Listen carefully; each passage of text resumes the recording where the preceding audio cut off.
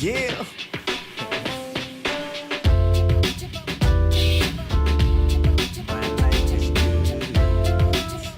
Hey guys, I'm Levi and welcome back to another video.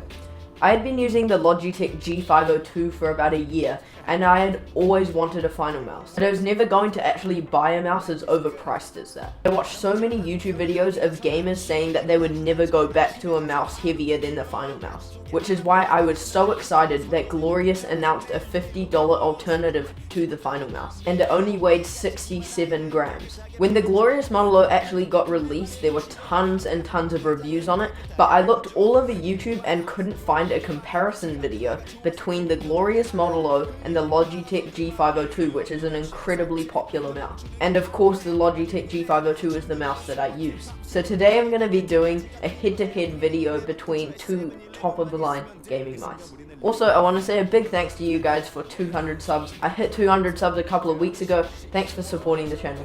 Now let's get into the video. The G502 is just about the most iconic design on the market. With 11 programmable buttons, you cannot mistake this for anything else. It molds incredibly well to the hand and is perfect for both claw and palm grips. It also has a nice touch of RGB on the DPI switcher and the G-Series logo.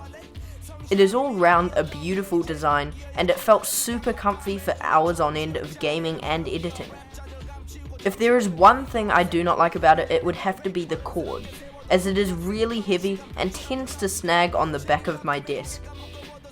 I ended up buying a mouse bungee, which did fix the issue, so you might want to keep that in mind. If you're considering buying this mouse for the first time and you don't already have a mouse bungee, that should be something you consider. The G502 is relatively grippy, but I feel as though the Model O has a better grip because of the honeycomb design. This mouse only comes in one color unfortunately, which is a matte black finish with glossy buttons. Don't get me wrong, it looks great, but other color options would be fantastic. The Glorious Model O has the shape of a Zowie FK1 with the honeycomb design of the final mouse. I can tell you, it was one amazing feeling to get this in the hand for the very first time.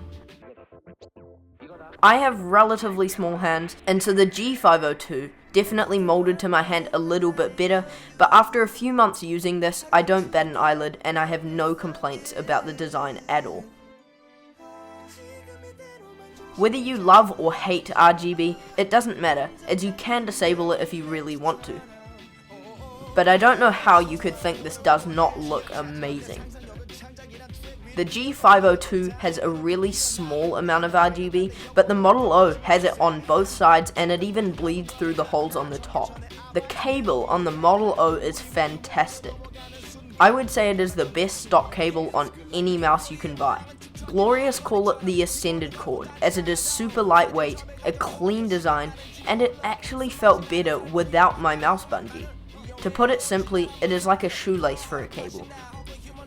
The Model O comes in two colors in two different finishes, black and white in either matte or glossy. Next up we have the weight.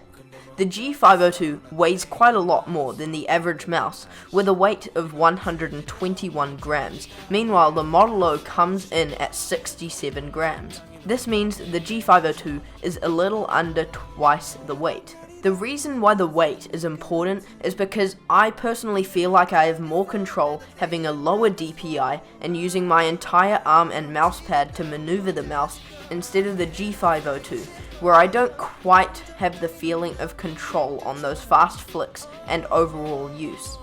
Having a lighter mouse will almost certainly make you more accurate. The Model O 100% improved my aim after I was used to it, and when I used my G502 recently, it actually felt like a brick.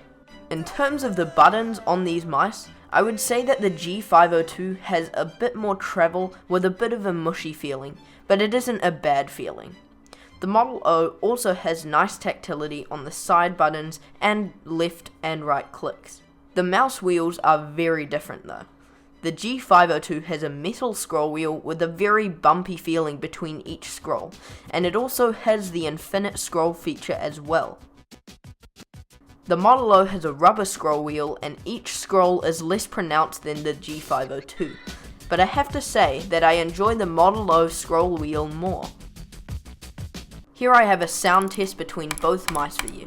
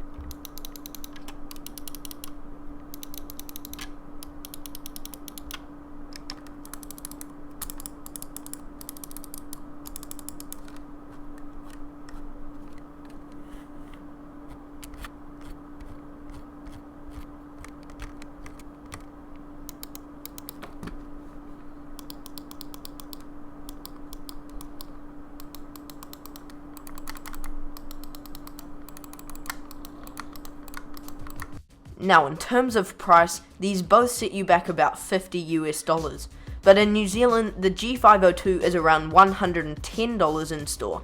The Model O is around $95 after shipping, so it's about $15 cheaper. Now, to conclude this video, I would have to say that if you picked either one of these mice, you would be really happy with what you bought. But I would have to say, if you prefer heavier mice, or you do a lot of photo or video editing over gaming, then you'd be better off picking up the G502, because it has so many more buttons that you can keybind to whatever you want. But for anyone who mainly plays FPS or any other games, who needs good aim and control, I would say that the glorious Model O and U were meant to be. Thanks so much for watching. I hope you found this video insightful. Make sure to like the video if you enjoyed it, comment if you have any questions or video ideas, and if you like my content, make sure to subscribe and support the channel. See you guys next time.